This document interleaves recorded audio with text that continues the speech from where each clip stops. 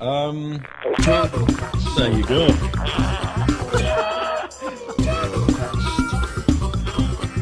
Yes. Live from Hartlepool, it's Turbocast 9 for the 18th of January 2010. I'm Simon. I'm joined as ever by Dr. Brownell. How are you, Doctor? I'm magical, thank you, Simon. And I'm joined not as ever by a live studio audience. Give it up. Yay! Got an absolutely astounding show for you tonight. We're going to have a little bit of a change of format, but I'll start with my customary introduction, which is the administrative part of the show. If you have questions, comments or feedback, send us an email at turbocast@live.co.uk. Dr. Brownell's music can also be enjoyed at youtube.com/GoReady, and the nexus for all of your Turbocast related material is turbocast.podbean.com. I also have a supplementary comment. Are you aware of a gentleman called Bill Bruford? Am I? Sorry, I thought you were talking to the studio audience then. No, I was talking to my co-host. No, Simon, I'm not. Right, he was the drummer in Yes, King Crimson and Genesis. And I've just read his autobiography, and he said that music in the 21st century isn't a creative challenge or a production challenge, it's a marketing challenge. Well, I'd have to disagree, you know. Well, yeah, go on. His point was that everybody has the technology to create something now. Yeah, I would have to, yeah. But yeah. The challenge is getting your shit out there to other people. So, this is my message to the Turbocast audience. Your friends, your family, your job, they now mean nothing to you. Your only goal in life is to promote the Turbocast. Make other people listen to the Turbocast by whatever means you can. I like that. Yeah.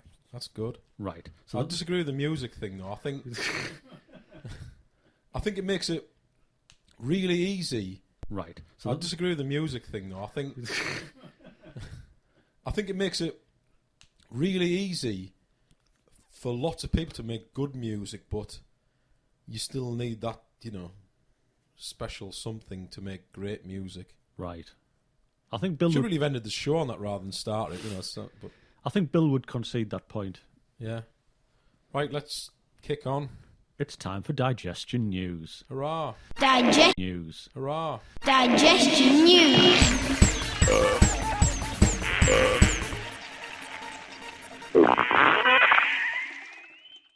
So I have a bit of a late-breaking Digestion News. If you listen to Turbocast 8, we got an email from a bastard called Alan.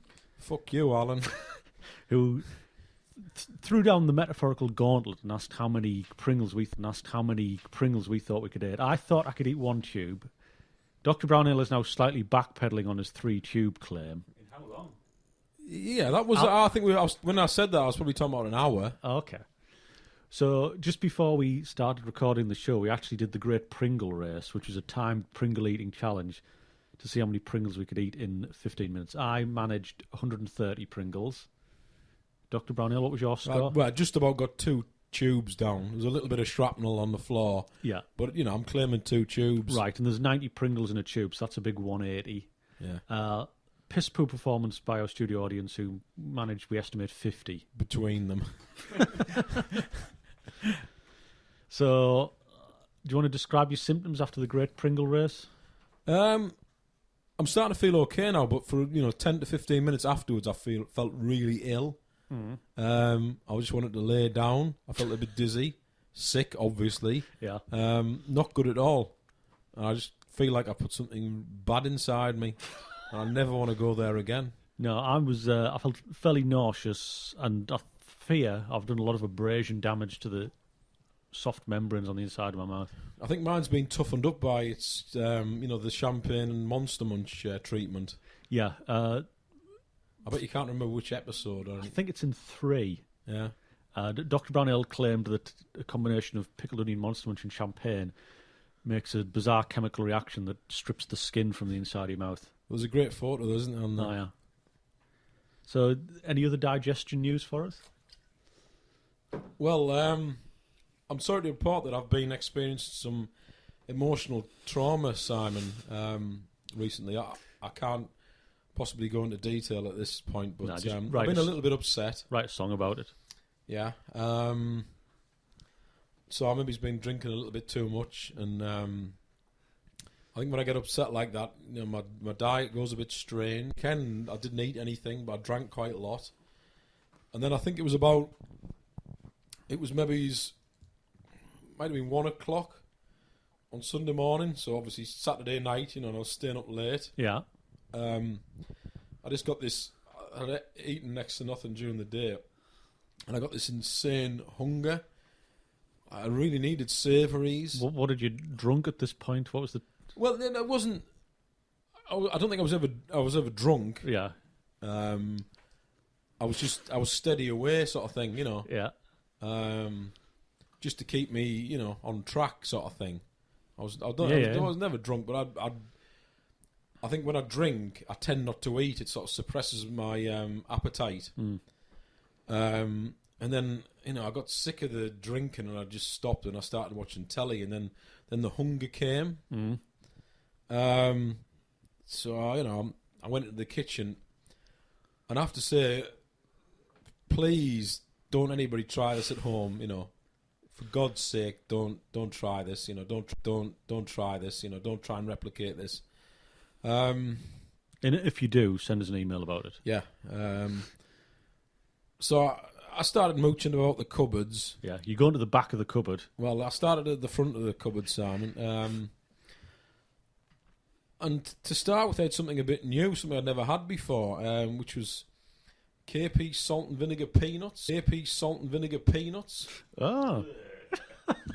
Were very, very strong flavour, really strong. So I polished. I presume that's because the mass of a peanut can absorb quite a lot of flavouring, as opposed to the lesser mass of a. I don't know about the science, but they tasted really, really strong. So I polished those off. What's serving size? I'm not sure. It was maybe like a hand sized bag. Like not a big bag. 250 gram bag, maybe. Yeah, something like that.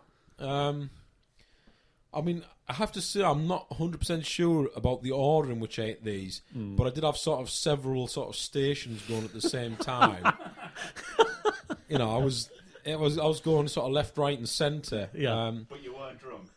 No, I wasn't drunk. No, I was very hungry. I a large bag of Red Sky plain crisps or salted crisps. Yeah. That's the big bag. The big what you'd call a family bag, I suppose. I also had a large bag of Tesco onion rings, which are the flavour is intense. Not cooked onion rings, like a... No, a bag of, onion ring flavour crisps, yeah, Tesco's crisps, yeah. Corn-based snack, yeah. I had a slice of wholemeal bread with 2 Laughing Cow light cheese triangles spread on it. And I was eating that while I toast in the toaster. I found this like a little glass pot of salmon paste. Yeah. The back of my cupboard. I don't know how long that had been there. I took 2 slices of bread smothered in. I put loads of Vitalite on and then spread the salmon paste onto that. I then had two pieces of toast with 3 large fried free-range eggs that had been fried in Vitalite. How can you fry something in it? You're not supposed to use Vitalite for frying. No. Just don't go there. And then I had 1 chunk of Bounty, like, half a bar, and I had a Star Bar and a flake. Hey, you fucking hate chocolate as well. Uh-huh. So this was 1 o'clock in the morning and all eaten, in the space of about 10 minutes. Milk or something. But, I thought, I feel a lot better for that. But... You didn't. I woke up at 5:22, and I remember the time. Well, I'd started sort of coughing, and loads of acid had started coming onto my throat. Very bad taste and stuff, and I thought I was choking and dying. So I got up and I sat up, and I sat up for about an hour, then fell asleep again, and then I woke up at 6:33 with the same thing again. Acid jets. Can I just interject here? I think we all appreciate the absolutely forensic level of detail in this. Oh, yeah. I remember like 5:22, and I just remember waking up. It's 5:22. I went to bed at 3 o'clock, and I thought, I've woken up for a reason that's not right. And it was obviously bad things are happening. Yeah, it's wrong. Yeah, So I say I was horribly tired, but the burning at the back of my throat. And when I get that, I like sort of cough, and loads more comes up and burns it, and more. And then I have to cough again, and it burns, and I have to cough. And I just, over about an hour, it just like gets less. It sort of burns itself out like and a then forest I fell asleep fire. again. But then I woke up again with more of it. Then another hour, then I fell asleep, and I got a couple of hours sleep after that. I didn't feel very well the next day, and I farted like fuck the next day. And I had it was funny. I was sat there in the toilet. I was thinking, how can I describe this diarrhea? And I'd like to call it Morse code diarrhea, because it was like dot dash dash dash, and it was like it's like little the odd pebbles, and then like a squirt, So Morse code diarrhea. I don't know when it's used that before, but Call your next album that. yeah, and that was it for the rest of the day. Foul gas, copious amounts of gas, very sore throat, and Morse code diarrhea. Well, that is absolutely outstanding work, and I think we salute you for it, and I just hope you can maintain the run of form for Turbocast 10. Oh, Jesus. I think there's going to be consequences to the Great Pringle Race. I think so. Maybe it's not as severe as that, but that's, I tend to, obviously, when I get a bit upset and I have emotional trauma to deal with. You eat your feelings. Well, yeah. Right, fantastic work. I think we have one last piece of digestion news that we're going to do in preparation for next week's show, and we're going to order some digestion fuel live on the air. So, what's your poison? Well, I feel really sick, so I'm going to go with something safe. You can always rely on chicken. Yeah, nobody's ever got food poisoning from chicken. No. Chicken's a safe bet. Just keep it down in the studio instead. We need to. Yeah, well, I think we're going to do. I think we're doing a live ordering. Oh, we're going to get the phone and order it. Yeah, let's do it live, man. All right. Let's go crazy. The studio audience is pawing his groin. I think he's about to produce a cell phone. He's dialing the phone. This is great. Yeah, it's. I don't think anyone's ever done anything like this before. We're breaking new ground. Will you fucking do it? I'm one of the audience. Yeah, you ordering I it. don't know when either Mike. Just you are. Here it is. I'm not fucking doing everything. Kiss me fucking ass. There's a certain amount of fracas broken out in the studio. It's gone all. Yeah, can we have security, please? Can I order some food for delivery, please? It's gone Jeremy Kyle on us. What's your address? 75 Field Fair. 75 Field Fair on Bishop. Can you my mobile? What? Your phone number. 2831. Oh, I can't say it on there, can I? 283128. 283128. From the chicken menu, you can have a meal deal 6, please, and 6 spicy wings. That's all, thank you. Half an hour. That's great. Thanks. Bye bye. Thank you very much, audience member. Yeah, that was brilliant. Yeah, you're a star. Yeah. Come back next. So we'll see how much indigestion that gives us. But, spicy chicken wings, you can't really go wrong with that. No. It's just like having lukewarm porridge, isn't it? I think it's that shit on top of fucking Pringles, though. I mean, I feel sick when I'm in. Pringles. So, but while we're on the subject of Pringles, I think you and I will autograph the leftover tubes of Pringles from the Great Pringles Race. And if anybody would like one, please send us an email with your address at turbocast@live.co.uk and I will mail you a tube of Pringles. Have we ever sent anybody anything? No. We've never sent anybody anything. I mean, come on, guys, We're putting on the line here, We've got 5 tubes. Killing ourselves. Literally. We've got 5 tubes of Pringles to give away. We'll send you anything. Well, that's just sick. We've got, one idiotic member of our studio audience here eating Pringles. I mean, for goodness sake. Where do they get their brains? I don't know. Anyway, Simon. Right, exciting new segment now. Explaining the unexplained. Each show we're going to examine a paranormal phenomena and decide if we think there's anything in it. We are, in fact, going to explain the unexplained.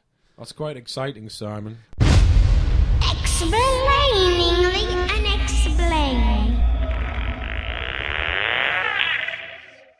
Right, so first topic's the big one. It's the mother of all paranormal phenomena, UFOs.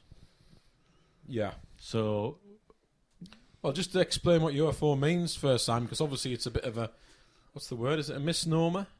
It's not a misnomer, is it? No, I think it's a norma. Is If it it's a norma? anything, because it is No, accurate. sorry, it's misconstrued. Absolutely, that's the word. Yeah, that's it. Keep it down in the audience there. Yeah, misconstrued. Yeah, that's it, yeah. So, I'll tell you my position, right? So, is there something... There are obviously unidentified flying objects. Yes, obviously, Simon. Are they EBEs, extraterrestrial biological entities? I'm afraid, reluctantly, I say no. Yeah. They're either a combination of natural phenomena and lies. Yeah. Well, lies / insanity. Yeah. Well, I have to say I do have first-hand experience of this subject, Simon. Yeah.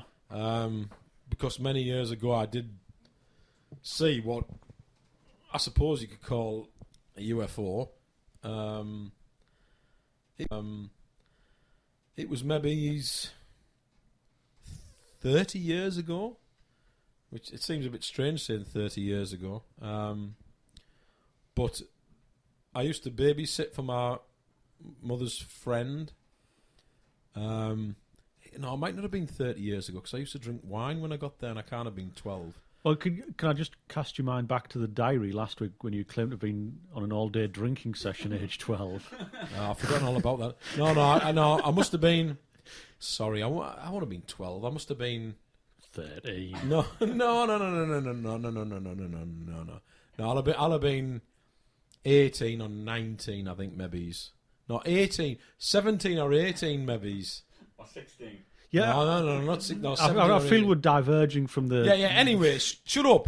17 or 18, and I used to babysit for my mum's friend who was a nurse, and I lived about half a mile away from my house, and I used to have to get there for about 8 o'clock or half 8, and it must have been in the winter because it was quite dark, and I can remember running across some land. It was just grass and shit, and then above the sort of above the houses I saw something coming towards me. It was like a white, bluey white, like a very light blue colour, and What height and speed? I would say it wasn't very high above the houses. Really? And I would describe it. I mean, I thought it was a weather balloon. Yeah. I thought it was the way it was moving was like it was moving on the wind. Yeah. And as though it was almost being blown over the houses. I would maybe say it was... A weather balloon? Shut the fuck up. You could maybe have fitted a man inside it standing straight up. It was 8 foot. Oh, yeah. What shape? Round? It was round. It was just sphere? perfectly round. Obviously, hence the balloon thing. And the way it was coming towards me. But as I stopped to look at it, and then it stopped dead. Yeah. I mean, completely dead. And I remember saying at the time, out loud, fucking hell. Yeah. And I said it several times. I was just stood there because it was blowing towards me and it just stopped. And I got the impression that it knew I was there. That was what I felt at the time. It had sensed that I was stood there looking at it, and that was how I felt. I was just stood stock still, and I just said "fucking hell" about 5 or 6 times, like out loud. And then after that, it went back the way it came, but about 4 times as quickly. Right. Which obviously I thought it was a weather balloon. I thought, oh, fucking hell, that's weird. It's a weather balloon just blown about.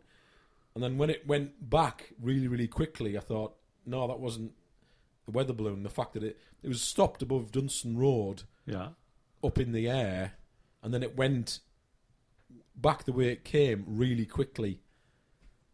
And it went... And I obviously went on my way. And I got to Jan's house for my babysitting assignment. And I thought, if I say I've just seen a UFO... She's not going to leave your kid with her. Exactly. I'm not going to get any wine. And I used to get pork chops out the freezer as well and like cook. I have about 6 pork chops and loads of wine, so I thought it was great. Yeah. But I didn't tell anybody for a long time. Just No, because obviously... About the pork chops or about the UFO? so I got a question there from our studio audience. You didn't tell anyone for a long time. Was that about the UFO, about nicking the chops? No, Nick chops all the time, every time. I don't think they mind actually. They said, generally said help yourself to anything. Yeah, they used to make their own. They used to make their own wine, so it was like boxes of wine. So when wine, people say beer, when people say help yourself to anything, I don't think they mean grill yourself 6 pork chops. well, I think that's their problem. And what is first contact with an alien civilization and the balance against free pork chops? You were very right to keep it to So yourself. anyway, I didn't dare Yeah, because I mean, for fear of being branded a well, loony. yeah, exactly. And it's like you think, oh, I saw this thing in the sky and it stopped and it it knew I was there. Oh, Yeah. Put the pork chop down. Get the fuck out. You know what I mean? And you really do think that even. So you still think people are going to say that, and it must be a really... So what do you think this was? I have absolutely no idea. I really don't. I can't think of any... I mean, I've watched many programs that are explained by this, that and the other, and I think 99% of sightings are explainable. I couldn't possibly think of anything that it could have been. I mean, I even got possibly think of anything that it could have been. I mean, I got in touch with Bufora, the British UFO fucking thing. Yeah. And they sent you a form to fill out, and I drew pictures and what have you. I even got a letter from Jenny Randalls, who's one of the foremost authorities on UFOs. I don't know. I really don't know. All I can say was I sensed that whatever it was, knew I was there and reacted in some way. It stopped and, I don't know whether observed's the right word, but then it went away, Right, so just to broaden the context of the discussion a little bit from your experience, do you believe that some of the UFOs people have seen are visitors from another planet? Because I would love to believe it, but I can't. I don't know. Well, I have. Obviously, there's been lots of scientific analysis of this, and what are the odds of there being intelligent life elsewhere? And the general consensus seems to be that the chances of there not being are slim. So there are, it's a pretty good chance that there's intelligent life elsewhere.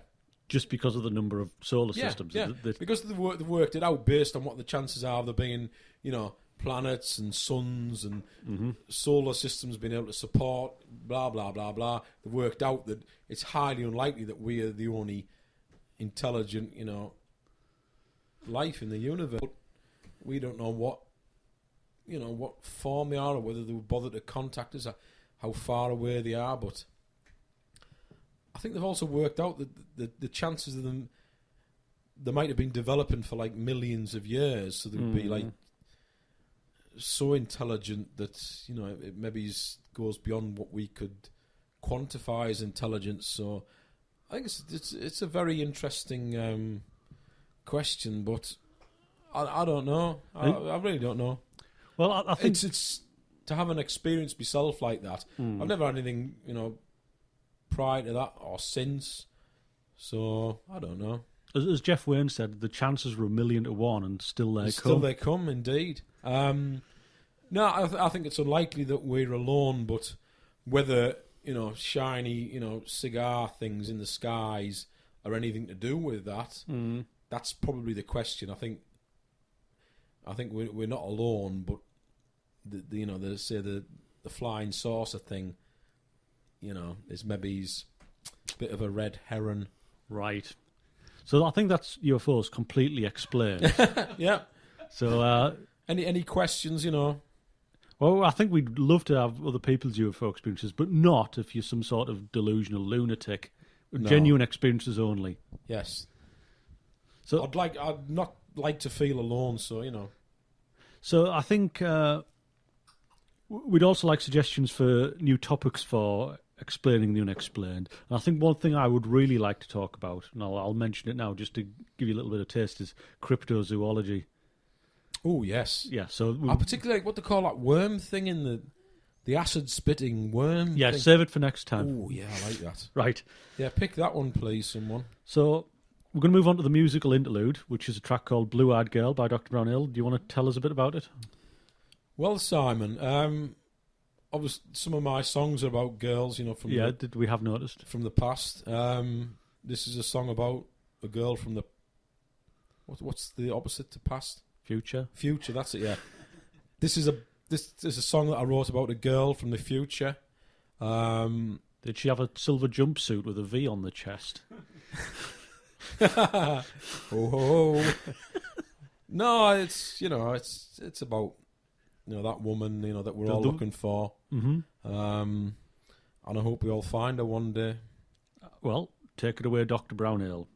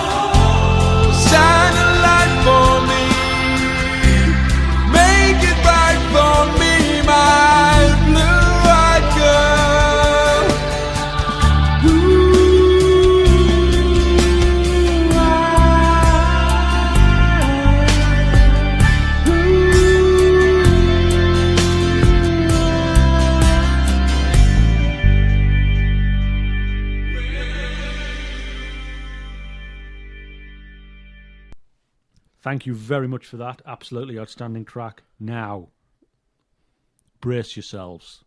It's that time of the show. Everybody's favourite, Dr. Brownhill's Day-to-Day from years ago. Dr. Brownhill's Day-to-Day from years ago. Dr. Brownhill's Day-to-Day from years ago. Open the fucking diary. I'm very excited, Simon. Well, I think the whole audience is a quiver. My microphone's throbbing in my hand. Mm-hmm. 18th of January. What's the date? 18th of January. I'm just going to get the studio audience to help me out here. Can you hold my microphone, please? Look at that. I mean, it's firm, but it's relaxed. Well, what sort of thing should we be expecting, do you think, from the... Well, you'd have been back at school and the buzz of Christmas would have faded. So I'm predicting a fairly morose and downbeat selection of entries, although I may be wrong. I'm still thinking, did we discuss the my bicycle? Yeah. I think that might get a mention. Yeah, because we obviously, when we recorded the last Turbocast, the diary entries were just after Christmas, and due to striking Bolsheviks from the 70s, Dr. Brownhill never received his Christmas bicycle, and tragedy ensued. January 18th. I'm just gonna get a drink just to steel myself here. Dr. Brownhill's sucking on a bottle of house white. Right, here we go. 1977. It's January the 18th, is it? Yep. 1977. Right, here we go. My mum brought some boxes of straw home for packing. I put some straw in the gerbil's house and it made a nest. Was your mother working at a stable? Or I don't know. why were you packing? Were you moving? I don't know. My mum brought some boxes of straw home Read on, we might for find packing. That's it for that year. You out. don't. For the year. Yeah, you don't break the covenant of the diary. There's only one diary for the whole week. No, every day. We just that's The why it's studio called. audiences, never fucking listened to the show before. The fuckers. Do a podcast once a day. Security! Security! Get him out of here. For fuck's sake. Can I please continue? There's people gagging for this. Yeah. Right, 1978. January 18th. 1978. Do you get the format now? I get it, but I don't like it. I'm getting fucking heckled. Tonight I have been playing on the ice for about an hour. I have to copy something out at home. Is that it? It would appear so. I'm going to say my prediction of a selection of morose. Clinic. Ooh. Keep it down, please. Keep it down. Today the nurse from the clinic came to the school, so I went to see her about my BCG. She said it was all right. Today, Leeds beat Hartlepool 6-2. Bloody hell. I do, for our foreign listeners, BCG is a tuberculosis inoculation that every school child in Britain got when they're about age 12. Yeah. But because we have a completely fucking horrible nationalised health Turn your head, service, please, to the microphone, Simon. these things were generally botched to leave a large scar on your upper right shoulder. Mine got horribly infected. Did it? That's why I had to go and see the nurse. What'd she say? Well, according to this, she said it was all right, but it was like full of... It was just gushing yellow pus. Really? Yeah, you Was like it- look at my scar? Was it left shoulder or right shoulder? Must have been left. Left. Fucking hell. Look at the scar. It's supposed to be like... It's supposed to be tiny, but mine got really infected. It looked like I had a yellow walnut stuck on my arm. So, for the audience, Dr. Brownhill has just exposed his left shoulder to reveal a scar that looks like a bullet wound. Not nice. No. Anyway, moving on. Right, here we go. 1980. I think getting tuberculosis probably wouldn't have been as bad as that. Probably not. No, it lasted for ages. It was, just kept getting reinfected, and I squeezed it, and pus, pus everywhere. Right, 1980. I watched the last part of Flesh and Blood, best sellers in brackets. Mr. Robinson forgot to mark my project. The highest in the class was 40 out of 40 by Rebecca Laslett. Rebecca, if you're listening, please get in touch. Do you remember Rebecca? How could I forget? That's quite sad, actually, because that's Mr. Robinson. He was the biology teacher. Yeah. An absolutely lovely guy. Young, good-looking, clever. He died in a car crash. Ah. I remember being really sad about it at the time. He was in a car being driven by Mr. Smith, PE teacher, the rugby player. Crashed and he died. He's a fucking tragedy. Well, if you're going to skip marking people's projects, there might be a karmic balance Well, somewhere down the way that gets redress. yeah. Anyway, so that's that. Anyway, here we go. 1981. I watched That's Life, Muppet Show.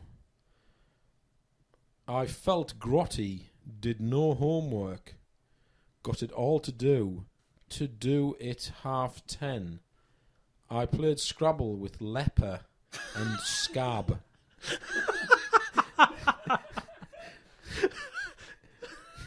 Sounds like you're delirious. I did not get dressed again. Something. Hold bath miracles. What? Ian has something out V soon. Oh, God. I think I'm going to need some help with that one. Let's have a look. I'm going to pass it over to Simon for a second reading there. I watched That's Life, blah, blah, blah. Hang on, I'm getting the special light here. Right, well, I can see had bath miracles, and I think we all know what a bath miracle is. When you so then Light. there's the word Ian, Yeah, I got that. which appears to be just utterly out of context. And then we have hostages out v soon. So there's obviously some hostage crisis going on. And you were just bringing us up to date. That was shortly going to be released. What was that one with the SAS went in and and jumped in through the window? The Iranian embassy siege. Yeah. Was it? That's a very sort of cryptic. How the hell would you know they're going to be got out soon? Well, because he'd have seen the SAS massing ready to kick Iranian I don't know. ass. I'm that really sort of. And what's Ian? And if we can just back it up a bit, who are Leper and It's not Scab? Ian Hislop, is it? No, it's Ian has. I did not get dressed again. After your bath miracle.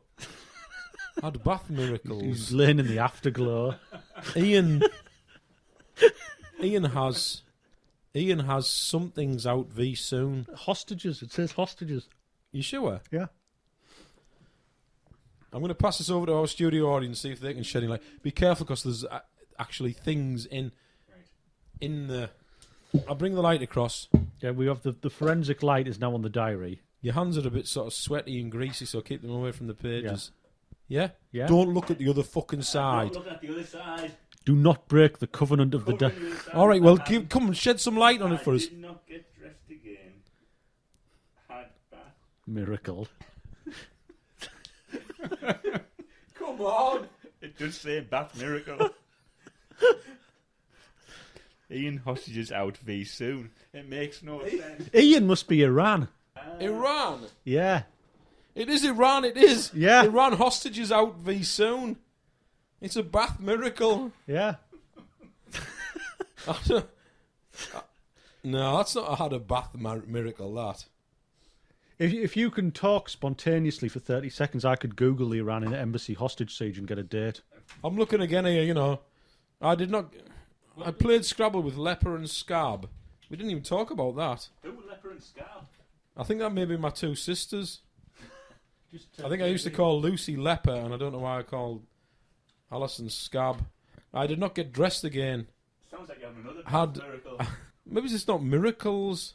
Had bath miracles. Oh God, I nearly looked at the other side there. I can't Oh, believe you looked at the other side. no, I said I nearly looked. No? The Iran embassy siege was April 1980. Yes, I think that was it. Yeah. That's. It's good that I felt like I had to report that in my diary. Yeah, just a shame you wrote Ian. No. Now you say that, there's a very clear line between the R and the A. But And what's all this here about that fucker Ian making nuclear weapons? yeah. But I'm still not, The bath miracle is staying in. Was No. Miracle a brand of bubble bath? No, it's not that. Had bath. It's not miracles. That's a D or something there. We're going back to the audience again. We're going back. The light is on. It's a D. It's a. Oh, well. You had a bath miracle. I had a bath miracle. How old would they have been then? Would it have been old enough for Bath Miracles? Oh yeah, I think you would have just discovered the magic of the Bath Miracle. Oh well, Right. not a classic, but good. I'll take that.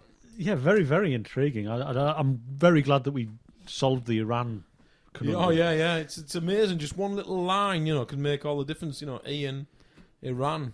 We're now going to take a look Careful. at the Turbo Sack, which is the part of the show that you, the audience, write. The Turbo Sack.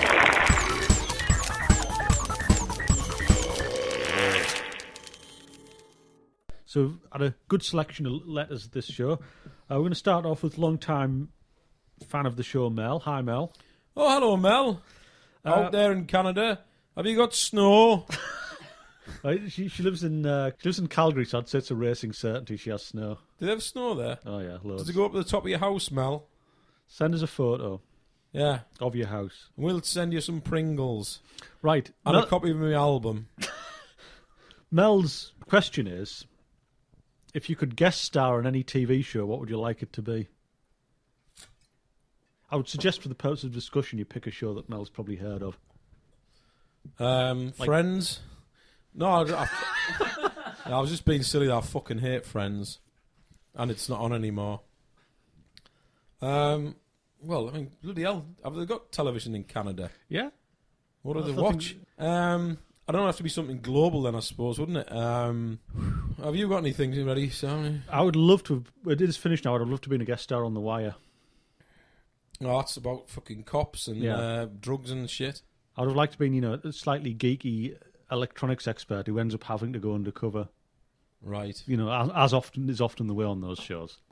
So you could be like starring in any sort of. Yeah. That's a very good question, Mel. Do you have an answer? No. I'd like to be on The Simpsons. That's a good one. Ooh. Yeah, because there's been a lot of.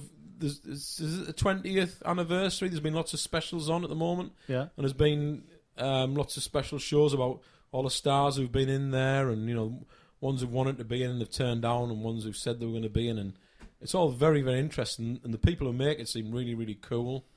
And Simon Cowell was on, and he was talking about it, and he said he was cacking his pants, and he had to do about 100 takes because he couldn't get it right because he's not an actor. No, he's a twat. Yeah, he's a twat, professional twat. So yeah, I think I'd like to be on the Simpsons or Futurama. There was a really cool one of those with all the Star Trek people in it. Yeah, I don't know. I'd like. I'm trying to think here. I think they'll be pretty good. right. So what about our studio audience? Anybody in the audience? Any ideas about this? Anyone? You, sir? I think Mythbusters. Yeah. Yeah, definitely. Do some good science and stuff. What myth would you like to bust? Ooh, that's a tricky one. About UFOs, I think. Well, thank you for that, sir. So it's The Wire for me, The Simpsons for Dr. B, and Mythbuster for the random studio audience. Right, next letter. I don't know who this is from because it's not apparent from the email address, but his question is, if you were to murder somebody, how would you dispose of the body? Now, I've given this a bit of thought. Yeah. Do you want to do yours? Was that before you were asked it or prior to that? No, somebody once asked me before, and I gave a shit answer at the time, and I regretted it. I had l'esprit d'escalier, and then went away and thought of a better answer. I already know the answer to this one, Simon, but you go first. Here's what I'd do, right? Well, let's give us a situation to work from. You've just killed somebody, you're in your own house, and nobody knows they're at your house. Yeah. Right. So, but they will be missed. Yeah. So, here's what I'd So do. they weren't a horrible person then? Well, I think the motives of the crime are essentially irrelevant. Yeah, okay. I'd buy a terraced house. A terrorist house? Terraced. All right, Like a yeah. small house. It sounded like George Bush. Is it George Bush? Terrorist. Well, I'm not going to go and buy a fucking 4-bedroom detached house just to get rid of a body. Yeah, okay. Fucking hair on. Here's what I'd do. I'd buy a terraced house that needed renovation. Yeah. And I'd dig up the kitchen floor down to a depth of about 2 metres. I'd put the body under the kitchen floor, massive slab of concrete, retile it, renovate the whole house and sell the house. And people wouldn't be suspicious of a van parked outside and big heavy objects going in and out of the house. Isn't that what Fred West did? Well, not There was people really. in the house all over, wasn't there? In the He was just really throwing them in the garden, and he put them under an extension, but he was still living in the house. yeah, But I'd sell the house as soon as I'd renovated it. yeah, And I'd think nobody is going to dig up the floor of a brand new kitchen. yeah. I once wrote a song called "Kitchen Floor." I remember it well. I don't know. I've got quite a lot of ideas about this. Let's have them. Well, obviously there's the feed up to the pigs. You haven't got any pigs. I mean, Yeah, no, but there's a farm with some pigs. there's a fucking pig. You haven't got a fucking terrace house. Don't give me that fucking shit. You haven't got a fucking. There's a pig farm just up there, right? I could poke the body through the window and then fucking. It'll be gone before you know it. so what time it would like? You're going to drive up there in the middle of the night and poke a body through the window of the pig farm? Well, I'm not going to worry me. Just kill some fucker. No, know. the point of it is you've got to try and do it in a way where All right. I mean, well, I don't think tying loads of weights to the body and dropping it in a body of water. that never seems to work. Well, what about? I watched the program called Dexter. Yeah, I'd quite like to be in Dexter, by the way, Mel. That's quite good. I bet she's heard of that. yeah. And he puts them in black bags and he puts weights on them and drops them all off his boat just off the coast. And they were all like laid on the floor, of the sea floor bed thing. What's wrong with tying? I've just seen loads of TV shows where the body always ends up coming to the top. Yeah. Because There's eventually, loads that don't come to the top as well, though.